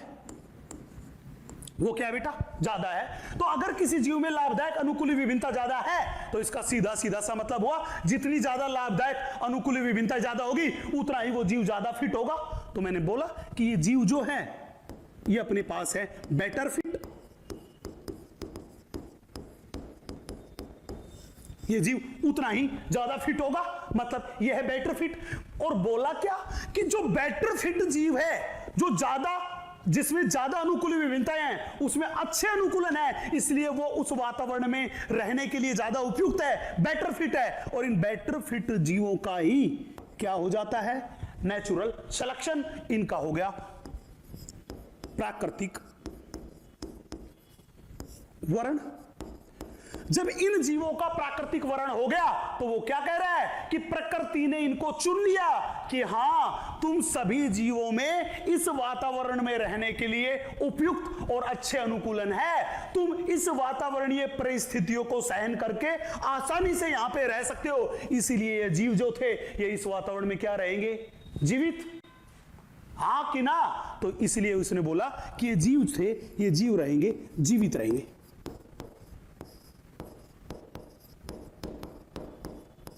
ये जीव क्या रहेंगे? बोला ये जीव जीवित रहेंगे। इतनी सी बात किसने बता दी? इतनी सी बात अपने पास बता दी, वो बता दी डार्विन साहब ने। हाँ कि ना? मतलब ये कोई जीव जो था, ये जीव पैदा हुआ तो उसने देखा कि इस जीव की शारीरिक कंडीशन, फिजिकल फिटनेस बहुत अच्छी है, फिजिकल फिटनेस बहुत अच्छी है, तो ये इजीली जीवित रहेगा। चलो मैं आगे। तो बोला कि ये जो जीव जीवित थे, इन जीव जीवित रहे, इनका क्या हुआ था, प्राकृतिक वर्ण। तो प्राकृतिक वर्ण में इन जीवों को उस वातावरण में जीवित रखने के लिए क्या चेक किया गया था? इनका किया गया था बेटा फिजिकल फिटनेस चेक की गई थी। क्या चेक की गई थी? फिजिकल फिटनेस की गई थी, और ये जीव जीवित रहेंगे। हाँ कि ना? अब जो ही ये जीव अपनी वयस्क अवस्था में पहुंचेंगे, कौन सी अवस्था में पहुंचेंगे? ये जीव जो ही अपनी वयस्क अवस्था में पहुंचेंगे, उस वयस्क अवस्था में अलग कंडीशंस होगी। क्या कंडीशन होगी? ध्यान से देखिएगा। हमने बोला फिजिकल फिटनेस की, और ये जीव जीवित रहे, और ये जीव जीवित रह के कहां पे पहुंचे? वयस्क अवस्था में। ये लीजिए, हम बात कर रहे हैं, वो बात कर रहे हैं इनकी वयस्क अवस्था के बारे में। किसके बारे में बात कर रहे हैं बेटा? वयस्क अवस्था के बारे में। बोला इन जीवों की वयस्क अवस्था में हम इनकी रिप्रोडक्टिव फिटनेस चेक करेंगे। क्या चेक करेंगे? Reproductive fitness. मतलब अगर नेचुरल सिलेक्शन होगा, जो कि जन्म के समय इनकी फिजिकल फिटनेस चेक कर रहा था, वयस्क अवस्था में वही नेचुरल सिलेक्शन इनकी क्या चेक करता है? रिप्रोडक्टिव फिटनेस को चेक करता है। मतलब फिजिकल फिटनेस अब किस में बदल गई? नेचुरल सिलेक्शन में रिप्रोडक्टिव फिटनेस में बदल गई। तो बोला कि वयस्क अवस्था में हम यहां पे चेक कर रहे हैं नेचुरल सिलेक्शन में, वो क्या चेक कर रहे हैं? वो चेक कर रहे हैं इनकी फिटनेस। क्या चेक कर रहे हैं? फिटनेस। तो डार्विन साहब ने बताया कि जहां पे भी वर्ड अपने पास आए फिटनेस वर्ड, तो ध्यान रखना, इस फिटनेस वर्ड का केवल और केवल आपको एक ही मतलब निकालना है। इस फिटनेस वर्ड का केवल और केवल एक ही मतलब निकालना है, और वो मतलब क्या है? वो मतलब है फिटनेस। इसका केवल एक ही मतलब निकालना है, और वो मतलब क्या है? वो मतलब है रिप्रोडक्टिव फिटनेस, कि कोई भी जीव रिप्रोडक्शन करने के लिए कितना फिट है, उसमें कितने ज्यादा हेल्दी गैमिट्स बन रहे हैं। अगर किसी प्लांट्स में बात करें तो उसमें फ्लावरिंग कैसी हो रही है, वो कितनी अच्छी क्वालिटी के फ्रूट्स प्रोड्यूस कर रहा है। तो बोला कि ये बात हम मोटा मोटा कर रहे हैं, वो बात कर रहे हैं रिप्रोडक्टिव फिटनेस के बारे में। चले भैया, पहली बात। दूसरी बात, बोला वयस्क अवस्था में जब नेचुरल सिलेक्शन होता है तो उस नेचुरल सिलेक्शन को मैंने शॉर्ट में लिख दिया। नेचुरल सिलेक्शन में एक और काम होता है जिसको हम कहते हैं सेक्सुअल सिलेक्शन, मतलब लैंगिक वर्ण। क्या काम हुआ? लैंगिक वर्ण क्या हुआ? वो बोला कि जो जीव यहां पे जीवित थे, ये जीवित जीव अपनी वयस्क अवस्था में पहुंचे। अब वयस्क अवस्था में अगर कोई जीव गया तो वयस्क अवस्था में जाने के बाद उसके साथ दो चीजें होती है। सबसे पहले हम उसकी फिटनेस चेक करते हैं। कौन सी फिटनेस? Reproductive fitness. हाँ कि ना? मतलब कि हम बात करेंगे कि ये जीव जो है, ये जीव रिप्रोडक्शन कर सकता है कि नहीं कर सकता, पहली बात। दूसरी चीज, अगर ये जीव रिप्रोडक्शन करता है तो अगर इसमें गैमिट्स बन रहे हैं तो वो हेल्दी गैमिट बन रहे हैं कि नहीं बन रहे। तो ऐसा जीव जिसमें हेल्दी गैमिट ज्यादा बनेंगे, वो जीव ज्यादा रिप्रोडक्शन कर पाएगा, ज्यादा बच्चे पैदा कर पाएगा। ऐसा जीव जिसमें हेल्दी गैमिट नहीं बन रहे, वो जीव जो था वो कम बच्चे पैदा कर पाएगा। हाँ कि ना? तो क्या बोला रिप्रोडक्टिव फिटनेस इस बात को डिसाइड करती है कि ये जीव है, ये ज्यादा प्रोजीनीज प्रोड्यूस कर पाएगा कि नहीं कर पाएगा। जो रिप्रोडक्टिवली फिट होगा वो ज्यादा बच्चे पैदा कर पाएगा, मतलब ज्यादा प्रोजीनीज को, ज्यादा संतति को पैदा कर पाएगा, तो ज्यादा संतति को अपने पीछे छोड़ के जाएगा। हाँ कि ना? तो पहली चीज, तो जो ज्यादा रिप्रोडक्टिव फिटनेस दर्शाएगा उसकी संतति होगी ज्यादा, पहली चीज हो गई। दूसरी चीज होता है यहां पे लैंगिक वर्ण। इस लैंगिक वर्ण में क्या होता है? बोलो लैंगिक वर्ण में क्या होता है कि फीमेल जो होती है, वो फीमेल जो अपना वांछित गुणों वाला मेल है, जो सुपीरियर मेल है, उस सुपीरियर मेल को ही सेलेक्ट करती है मैटिंग के लिए। किसके लिए? मैटिंग के लिए, रिप्रोडक्शन के लिए। मतलब फीमेल जो होती है उसकी प्राथमिकता क्या होती है कि वो ऐसे मेल के साथ रिप्रोडक्शन करे जो ज्यादा सुपीरियर है, ज्यादा उच्चतम गुणवत्ता वाला है, उसके साथ रिप्रोडक्शन करना पसंद करती है। हाँ कि ना? चलें, तो इसका मतलब ये हुआ कि प्रकृति में हर एक जीव के पास रिप्रोडक्शन करने के इक्वल चांस नहीं होते। जो उच्चतम गुणों वाले जीव हैं वो फीमेल के द्वारा सेलेक्ट किए जाते हैं, इसलिए उनके पास रिप्रोडक्शन करने के ज्यादा चांस होते हैं। जब उनके पास रिप्रोडक्शन करने के ज्यादा चांस हुए तो ज्यादा संतति पैदा करने के भी तो चांस उन्हीं के हैं। हाँ कि ना? तो वो क्या कह रहा है कि वयस्क अवस्था में कोई जीव तो ज्यादा संतति पैदा करता है और कोई जीव कम संतति पैदा करता है। क्यों? बोला वो दो चीजों पे निर्भर करता है। एक तो लैंगिक वर्ण पे, कि जिसको फीमेल ज्यादा सेलेक्ट करेगी, कि हां ज्यादा प्रायोरिटी देगी कि इसके साथ रिप्रोडक्शन करना है, वो ज्यादा संतति पैदा करेगा। एंड दूसरा रिप्रोडक्टिव फिटनेस जिसकी जितनी अच्छी होगी वो उतने ही ज्यादा प्रोजीनीज, उतने ही ज्यादा संतति पैदा कर पाएगा। तो ये क्या कह रहा है कि इन दोनों ही वजह से जीवों में रिप्रोडक्शन जो होता है, बच्चे पैदा करने की जो क्षमता होती है वो अलग अलग होती है। कोई जीव तो ज्यादा बच्चे पैदा करता है, संतति पैदा करता है, और कोई जीव कम संतति पैदा करता है। इसी को बोलते हैं डिफरेंशियल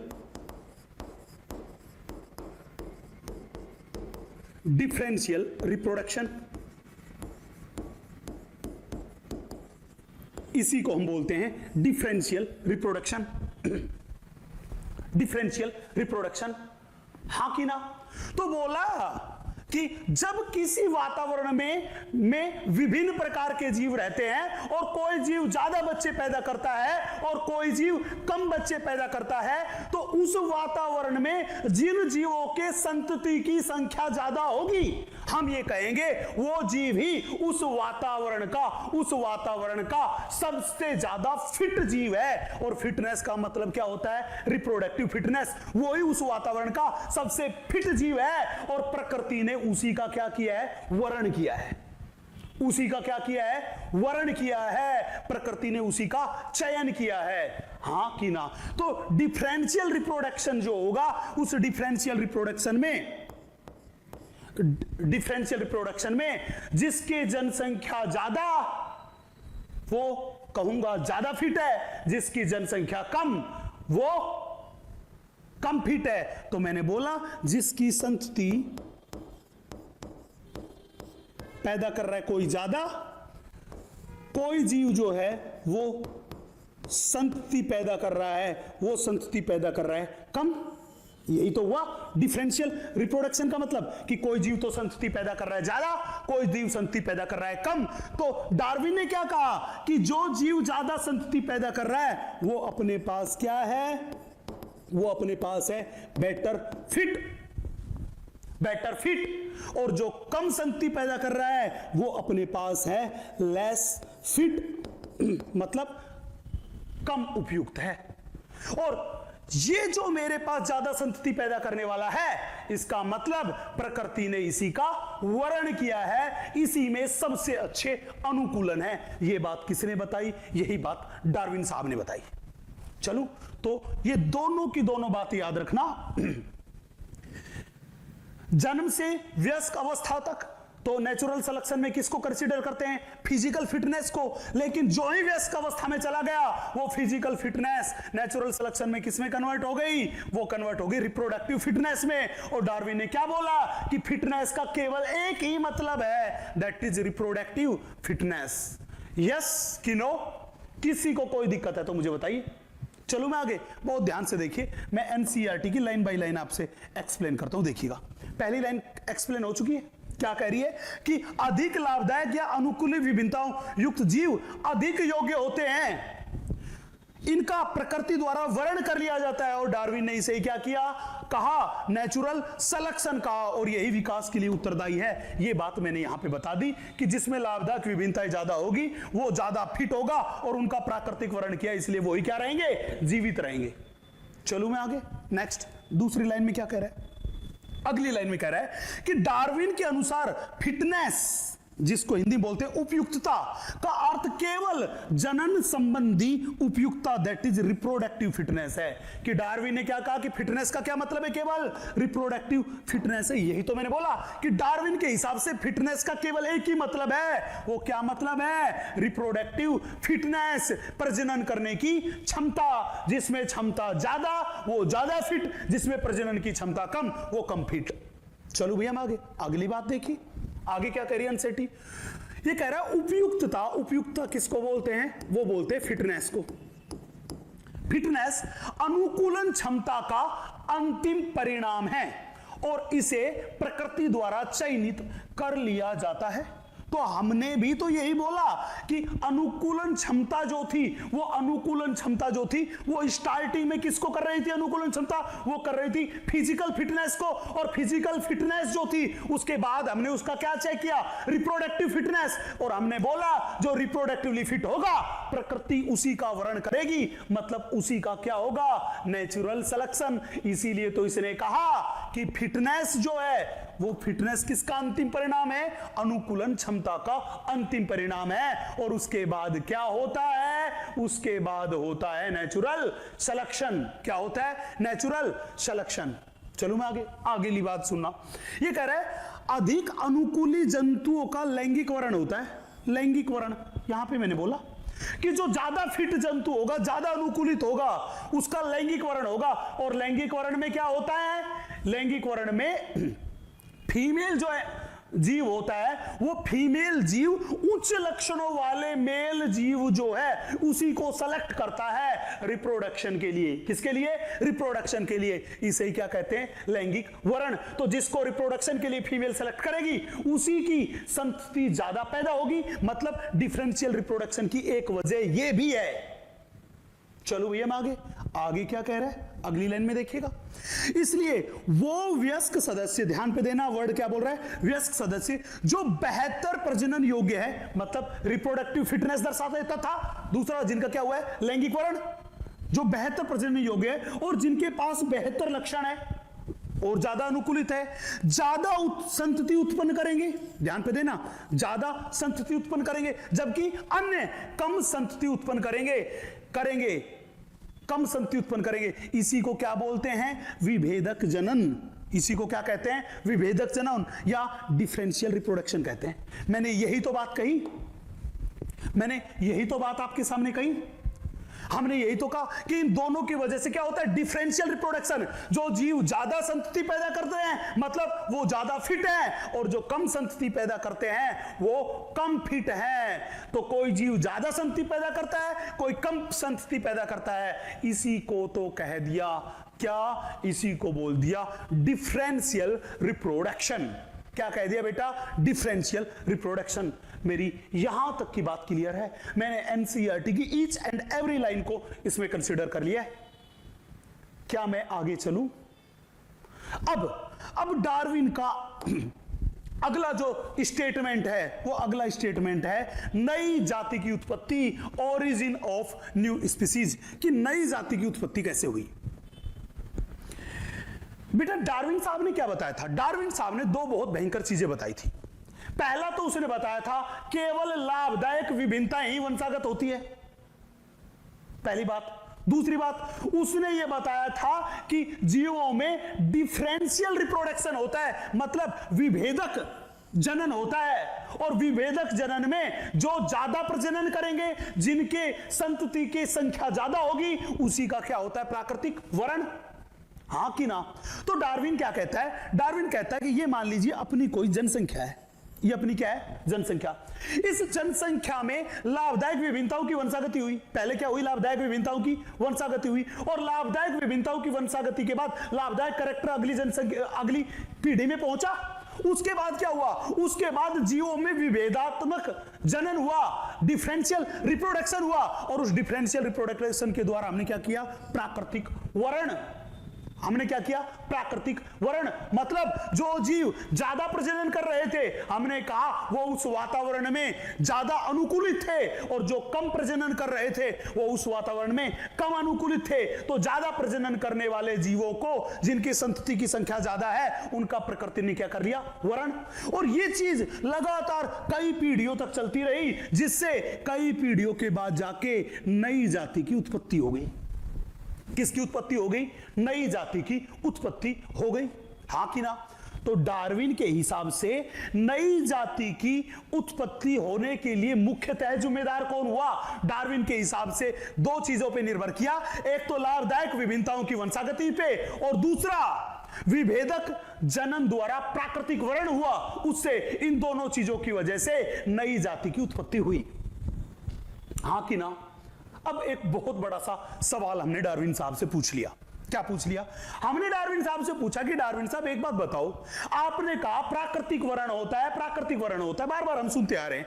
आपके हिसाब से प्राकृतिक वर्ण जो होता है वो किसी जनसंख्या का होता है, या फिर प्राकृतिक वर्ण जो होता है वो किसी जीव का होता है, किसी एक जीव का होता है? तो डार्विन साहब कहता है कि प्राकृतिक वर्ण, नेचुरल सिलेक्शन जो होता है वो हमेशा एक जीव के स्तर पे काम करता है। किसके स्तर पे काम करता है? एक जीव के स्तर पे काम करता है, और जनसंख्या के लेवल पे काम नहीं करता। ये बात किसने कही? ये बात कही डार्विन साहब ने। और डार्विन की ये बात जो थी, इस बात ने उसके ताबूत में एक और कील लगाने का काम कर दिया, क्योंकि ये बात क्या थी? वर्तमान वैज्ञानिक इस बात को सही नहीं मानते कि प्राकृतिक वर्ण केवल एक जीव पर कार्य करता है। ये बात वर्तमान वैज्ञानिक नहीं मानते, और डार्विन ने यही बात कही। और इस बात के पर डार्विन ने बताया कि इवोल्यूशन जो होता है, उद्भव विकास जो होता है, उसकी इकाई एक जीव होता है, एक इंडिविजुअल होता है। डार्विन ने क्या बताया कि उद्ध विकास की इवोल्यूशन की यूनिट है वो क्या है, एक जीव, एक इंडिविजुअल। क्यों? क्योंकि नेचुरल सिलेक्शन जो होता है वो एक जीव के स्तर पर कार्य करता है। और ये बात एकदम क्या थी, गलत थी। क्यों? क्योंकि वर्तमान वैज्ञानिक मानते हैं कि इवोल्यूशन की इकाई जनसंख्या होती है, पॉपुलेशन होती है। मतलब नेचुरल सिलेक्शन कभी भी एक जीव के स्तर पे काम नहीं करता, वो एक जनसंख्या के स्तर पे, एक पॉपुलेशन के स्तर पे कार्य करता है। इसलिए हमने लिखाया था यूनिट ऑफ इवोल्यूशन क्या है, जनसंख्या, पॉपुलेशन। चलूं मैं आगे, यहां तक की बात क्लियर है?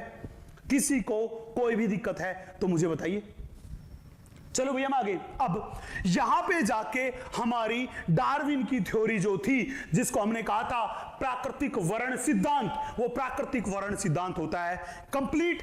अब हम अगली थ्योरी पे चलते हैं, और अगली थ्योरी पे जाने से पहले मैं कुछ बातें डिस्कस करूंगा जिन बातों के आधार पर वैज्ञानिकों ने इस डार्विन की थ्योरी को नकार दिया, इसको गलत मान लिया। अब वो कौन कौन सी बातें थी, मतलब डार्विन की थ्योरी को गलत प्रूव करने के लिए वैज्ञानिकों ने कौन कौन सी बातें बोली, देखिएगा। तो हम बात कर रहे हैं, वो बात कर रहे हैं डार्विनवाद की आलोचना के बारे में। बेटा सबसे पहली बात कि डार्विन ने जब अपनी थ्योरी दी, उस टाइम पे डार्विन को जेनेटिक्स के बारे में कोई भी ज्ञान नहीं था। डार्विन को जेनेटिक्स के बारे में पता ही नहीं था। उसको यह पता ही नहीं था कि वंशागति कैसे होती है, विभिन्नताएं क्या होती है। इन चीजों के बारे में डार्विन को कोई भी नॉलेज नहीं थी, कोई भी नॉलेज नहीं थी। तो डार्विन की सबसे बड़ी गलती तो यही हो गई, क्योंकि डार्विन को जेनेटिक्स का नॉलेज नहीं था। क्योंकि मेंडेलियन थ्योरी जो थी, मेंडल ने जो अपने एक्सपेरिमेंट्स किए, जो थ्योरीज दी जिसमें जेनेटिक्स को समझाया, वो डार्विन की थ्योरी के बाद आई थी। उससे पहले डार्विन को जेनेटिक्स के बारे में नहीं पता था, पहली बात। दूसरा, डार्विन बार बार एक ही वर्ड यूज कर रहा था, विभिन्नता, लाभदायक विभिन्नता, हानिकारक विभिन्नता, बार ये चीज यूज कर रहा था। हाँ कि ना? हमने डार्विन से यही बात पूछ ली कि डार्विन साहब आप हमें यह बताइए कि आपके हिसाब से इन विभिन्नताओं की उत्पत्ति कैसे हुई। ये जो विभिन्नता है, इन विभिन्नताओं की उत्पत्ति कैसे हुई? तो डार्विन को विभिन्नताओं की उत्पत्ति के बारे में नहीं पता था कि विभिन्नताएं जो होती है वो किसी भी जीव में विभिन्नताएं कैसे पैदा होती है। उसने तो ये कह दिया कि किसी भी जीव में बिल्ट इन वेरिएशंस होती है, मतलब वेरिएशन जो होती है, विभिन्नताएं जो होती है वो किसी भी जीव में पहले से उपस्थित होती है। लेकिन कहां से आई, इस बारे में डार्विन को कुछ भी नहीं पता था। तीसरी बात, डार्विन ने यह कहा कि केवल लाभदायक विभिन्नताएं ही वंशागत होती है। डार्विन ने क्या कहा? डार्विन ने केवल यह कहा कि केवल लाभदायक विभिन्नताएं ही वंशागत होती है, हानिकारक विभिन्नताएं वंशागत नहीं होती। यह बात डार्विन ने कही, हाँ कि ना? तो डार्विन ने यह बात कही कि लाभदायक विभिन्नता ही वंशागत होती है, हानिकारक विभिन्नताएं वंशागत नहीं होती। इसकी सबसे बड़ी वजह थी कि उसको जेनेटिक्स का ज्ञान नहीं था। दूसरी बात यह कि उन्हें, डार्विन को कायिक तथा जननिक विभिन्नताओं के बारे में भी नहीं पता था। उसको नहीं पता था कि कौन सी सोमेटिक वेरिएशन होती है, कौन सी जर्मिनल वेरिएशन होती है। इस बारे में भी डार्विन को कोई भी ज्ञान नहीं था। चलें फिर डार्विन की थ्योरी में एक बहुत बड़ी बात हमने बार बार पढ़ी, बार बार सुनी। कौन सी बात? डार्विन बार बार कह रहा था, क्या कह रहा था कि फिटेस्ट जो जीव रहेगा, जो सबसे ज्यादा फिट जीव रहेगा, सबसे ज्यादा अनुकूल जीव रहेगा, केवल वो ही जीवित रहेगा, बाकी जीव जीवित नहीं रहेंगे। मतलब डार्विन ने बार बार बोला योग्यतम की उत्तरजीविता, सर्वाइवल ऑफ फिटेस्ट, ये वर्ड बार बार डार्विन यूज कर रहा है। लेकिन हमने डार्विन से पूछा कि तू कह रहा है योग्यतम जीव जीवित रहेगा, योग्यतम जीव जीवित रहेगा, तू उसको जीवित तो रख, लेकिन हमें एक बात बता। बोला क्या बात? हमें ये बात बता कि ये योग्यतम जीव तेरे पास आया कहां से? तू सर्वाइवल ऑफ फिटेस्ट तो बोल रहा है, तो हमें बता कि अराइवल ऑफ फिटेस्ट के बारे में बता कि ये सबसे योग्यतम जीव तेरे पास आया कहां से जिसको तू जीवित रख रहा है, हाँ कि ना? तो यही अगला था, योग्यतम जीव के आगमन, अराइवल ऑफ फिटेस्ट के बारे में ये व्याख्या नहीं कर पाया, हमें ये नहीं बता पाया कि ये योग्यतम जीव जो था, ये योग्यतम जीव अपने पास कहां से आया। चले भैया अगली बात, अंत में हमें पता है कि जीवों में कुछ अवशेषी अंग पाए जाते हैं। क्या पाए जाते हैं जीवों में अवशेषी अंग पाए जाते हैं। जब हमने डार्विन से पूछा कि बताओ जीवों में अवशेषी अंग क्यों पाए जाते हैं, इन अवशेषी अंगों की क्या जरूरत है, तो डार्विन इसके बारे में भी नहीं समझा पाया कि अवशेषी अंग जीवों में क्यों उपस्थित है। मतलब डार्विन अवशेषी अंगों की उपस्थिति के बारे में नहीं बता पाया। मेरी बात क्लियर है? चलो मैं आगे। यहां तक की बात में किसी को कोई भी दिक्कत है? हाँ जी, कोई दिक्कत है कि नहीं है? चलूं तो बच्चे यहां पे जाके हमने डार्विन की थ्योरी, डार्विनवाद को पूरा का पूरा कर लिया है। डार्विन की आलोचना के बारे में भी हमने बात कर ली है। मैं इसको जल्दी सी पूरी की पूरी डार्विन की थ्योरी को जल्दी बात बता देता हूं। देखिएगा, मैंने पिछले लेक्चर में आपसे बताया था कि डार्विन जो है, उस डार्विन ने एक किताब लिखी थी। किताब का नाम था जातियों की उत्पत्ति, ओरिजिन ऑफ स्पीसीज। मैंने बोला कि डार्विन ने HMS बिगल नाम के जहाज से समुद्री यात्रा की थी, दुनिया का भ्रमण किया था। डार्विन ने जब अपनी थ्योरी दी, प्राकृतिक वर्ण की थ्योरी, उसी समय पे एक और वैज्ञानिक था, एक और प्रकृतिविद था, नेचुरलिस्ट था, जिसका नाम था अल्फ्रेड रसेल वालेस। ये अल्फ्रेड रसेल वालेस साहब जो थे, ये मलय आर्किपेजियो, जो वर्तमान में इंडोनेशिया में, वहां पे अपना काम कर रहे थे, और इसको उसी समय पे वैसे ही परिणाम मिले जैसे डार्विन को मिले थे। चले भैया, फिर हमने बताया था कि डार्विन ने प्राकृतिक वर्ण के सिद्धांत को समझाने के लिए अपने 2 की पॉइंट लिए थे। एक की पॉइंट था उसका, वो था ब्रांचिंग डिसेंट, जिसको हमने कहा था कि ये उसका इवोल्यूशन का पैटर्न था। एंड दूसरा जो पॉइंट था वो था प्राकृतिक वर्ण। ये वो मेन बल था, ये वो मुख्य बल था जो कि कार्बनिक विकास करवाने के लिए उत्तरदायी था। चलें, फिर हमने बताया था कि डार्विन ने अपनी थ्योरी को समझाने के लिए कई सारे बिंदु लिए। सबसे पहला बिंदु अधिकतम प्रजनन, जिसमें उसने बोला कि हर एक जीव अगर अपना अधिकतम रिप्रोडक्शन करेगा तो जनसंख्या बहुत तेजी से बढ़ेगी, जनसंख्या का विस्फोट हो जाएगा। यह एक आइडियल बात थी। फिर उसने बोला परंतु फिर भी जनसंख्या जो होती है वो लगभग क्या होती है, सीमित। अगर हम वातावरणीय उतार चढ़ाव को छोड़ दें, मौसमी उतार चढ़ाव को छोड़ दें, सीजनल फ्लक्चुएशन को छोड़ दें, तो हमने बोला ऐसा क्यों? बोला ऐसा इसलिए क्योंकि प्राकृतिक संसाधन अपने पास क्या है, सीमित। फिर बोला कि उन प्राकृतिक संसाधनों का यूज करने के लिए जीवों के बीच क्या होता है, जीवों के बीच स्ट्रगल होता है, संघर्ष होता है, जिसको हम कहते हैं उत्तरजीविता के लिए संघर्ष। यह संघर्ष कितने प्रकार का था? 3 प्रकार का। अंतरजातीय, एक ही जाति के जीवों के बीच संघर्ष, जो कि सबसे खतरनाक है। दूसरा था अंतरजातीय, विभिन्न जाति के जीवों के बीच संघर्ष, जो कि सबसे महत्वपूर्ण बल है नई जाति की उत्पत्ति करवाने के लिए। तीसरा था वातावरणीय संघर्ष, जो कि वातावरण तथा जीवों के बीच होता है। फिर था विभिन्नताएं तथा वंशागति। डार्विन ने बताया था कि किसी भी जीव में विभिन्नताएं पहले से उपस्थित होती है, और वो विभिन्नताएं कैसी होती है, छोटी, सतत तथा दिशात्मक। छोटी, सतत तथा दिशात्मक। जीवों में विभिन्नताएं 2 प्रकार की हो सकती है, लाभदायक या हानिकारक। जिसमें जितनी ज्यादा लाभदायक विभिन्नताएं होगी वो उतना ही ज्यादा फिट होगा और उसके जीवित रहने के चांस उतने ही ज्यादा रहेंगे। जिसमें हानिकारक विभिन्नताएं जितनी ज्यादा होगी वो उतना ही कम फिट होगा और उसके मरने के चांस उतने ही ज्यादा रहेंगे। फिर डार्विन ने बताया था कि केवल और केवल लाभदायक विभिन्नताएं ही वंशागत होती है। और उसके बाद उन्होंने बताया नेचुरल सिलेक्शन या श्रेष्ठतम की उत्तरजीविता के बारे में।